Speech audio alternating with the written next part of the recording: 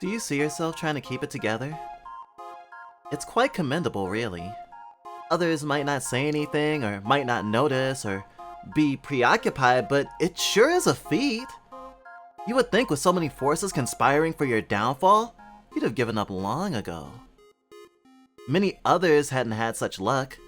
They held out, did the best they could. Truly inspiring. There isn't much difference between us and them, though. Is there? It would be nice to think we're still here because of plot armor, but let's be honest. At this point, it's at least half RNG. And I guess it always was. The algorithms just changed. And maybe we have too. You've gained the ability Self-Actualization! As a consequence, you've also gained increased aggro and more in-game enemies. Maybe you always thought of your odds to survive whenever you went outside, but it feels different now. Mass shootings, hate crimes, the plague, police normality, it's all piling up, actually. Even if your difficulty's not on hard. Sometimes you think that you're one of the lucky ones to have made it this far. And that keeps one going sometimes. Other times, it's simply not being able to stand still. Because the more you think about it, the more it paralyzes. Productivity? Self-care? Personal growth? Huh.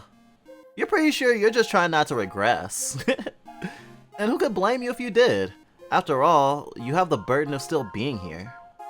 And with that responsibility, isn't it winning to simply exist? Oh, you're alone. Some days are just for existence, not resistance. After all, you're tired. There's too much information, even for things you love.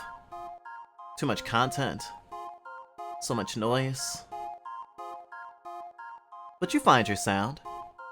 Some rest in it, others hide in it, others from it. And still some bathe themselves in any sound they can find. As long as they think they won't be left behind. So many alike. So many forlorn. So distant. Hope is a concept for content. And friends who call at 3 AM voice shaking. You are trying so hard. And yet some cling to you like you're a source of strength. You, who are convinced you're a bad person. You who hate the idea of being someone else's problem. You who try to have all the right answers. You are always a critical hit away from shattering. You are still here. You are still here. You are still here. Everything is normal. You're used to this. You don't like it, but no one you know does. Just stay in your lane. Try to avoid or at least reduce pain. Find a grain of contentment. Wash, rinse, repeat. Sure does take commitment. At some point, we made a conscious decision to make video games our life. It might even have been at several points, like bladders leaking in the middle of the night. We remember so many. 1,000 tiny steps. 1,000 comforting pixels aglow as we wept, each one building upon the last. Any type of art can be a lighthouse, but games have been amongst the brightest. Many of our earliest memories include them. Many of our harshest traumas intersect them. There was an isolating factor early on. I remember it well. The movement where the earth shifted. The person who introduced us to games looking down at our budding obsession. I remember the space between. I remember a chill. I remember my excitement met with annoyance or laughter. I remember the vacancy of warmth and the sting of judgment that comes after.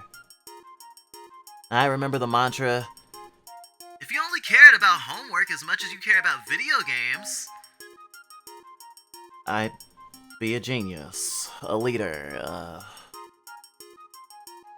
not disappointment. I remember feeling broken. Wrong. Stupid. Lazy. Ironically, it pushed me farther from what I've been escaping, and into the arms of anything validating. Stories, empowerment, agency. $60 away! Or 50 back in the day. Most of the time, all we can do is admire them from afar. Games with others. Games with boys and men with little concept of kindness or fragility. Games of dominance and cruelty pushed us deeper. Multiplayer was stressful and socializing was harder. Pushed us farther. No one tells you how to have healthy competition, or how to win with grace when you must earn your place. It's just a game! But the meaning changes depending on who's in first. It's just a game. Why are you so upset? Boys will be boys, threatening that it could always be worse.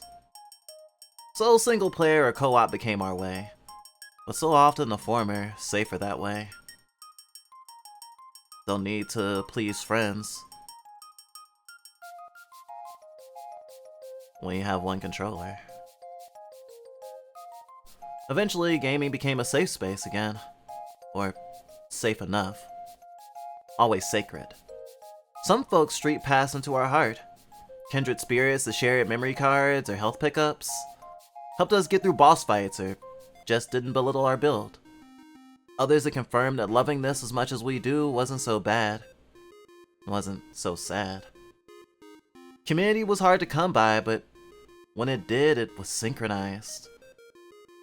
I wanted endless sleepovers. But we were expected to grow up. Instead, we grew into ourselves. We survived. We learned. We feared. We bled. We healed? Maybe just a bit. But through hell and high water, no matter who left or who stayed, we still had games. We've disassociated into games to cope through abuse. We've been blackmailed out of a home with threats to our gaming consoles. Pathetic. We've beat Uncharted 4 while spending a night in a homeless shelter. We've used title screen music to lull us to sleep. We've gone on dates in Animal Crossing and Warframe and Destiny. A digital life as fulfilling as a physical one. Sometimes more so. Did I say something weird in my sleep? And of course, most notably, we decided that we'd make YouTube videos analyzing games when we needed something to live for. Disabled, burned out, alone, but not quite destitute. We rose our heads towards the light. Of the screen, that is. It sounds stupid, but for us it was simple math. A path that had been in our backyard for years. Not the dream, but an offshoot of the dream. Something for esteem. A path we couldn't choose to see if we could make art again. Make meaning again. But then change plans, make life upend. A hobby to live became a career to not die. Despite signs at every turn saying, go back! This is not how to live a life. But we were doomed to try. The road's out, so only forward. We have other things to live for now, of course. But don't worry, this isn't us quitting.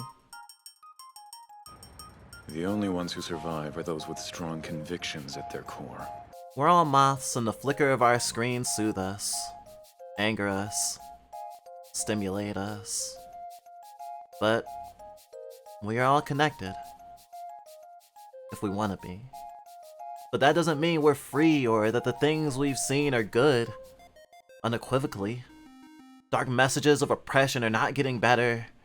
Reflections of pain off our screens motivate some and bring others to their knees. So many hurt and hide, lick their wounds, just try not to die. speak their truth amongst an ocean of lies, while so many turn their feeds away from genocide. I chide the ones that claim to be allies, but of our own kind a dark pill still resides. Lodge halfway down, gag reflex shaking. Many like me feel they can't do a damn thing. What do I say? Just make content and it'll be okay. Float in the haze of admittedly great games. Consume, consume, consume. Play, play, play. Stay in our fucking lane. Haha, fun game. I just wish I could end this faster. There's so many things I want to do, and yet I don't feel like I deserve any of them. It won't get better, but you won't notice anyway. If you have the privilege to be safe now, well, enjoy it while it lasts. Who'd want to hear that? We're better together than alone. But it takes so much just to have a home. And I want to make sense of the collision between my ideals and my mission. Even if it's not praxis, people will still listen. The numbers still tick up, no matter how much they've diminished. We all want to change the world.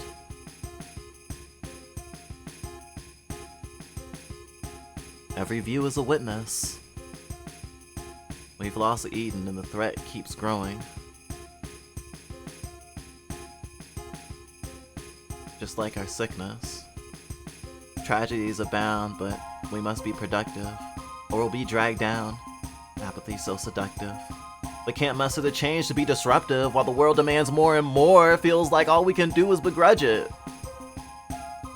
There is no perfect answer, no cheat code or bug fix or mod that'll make it easy. Why am I here?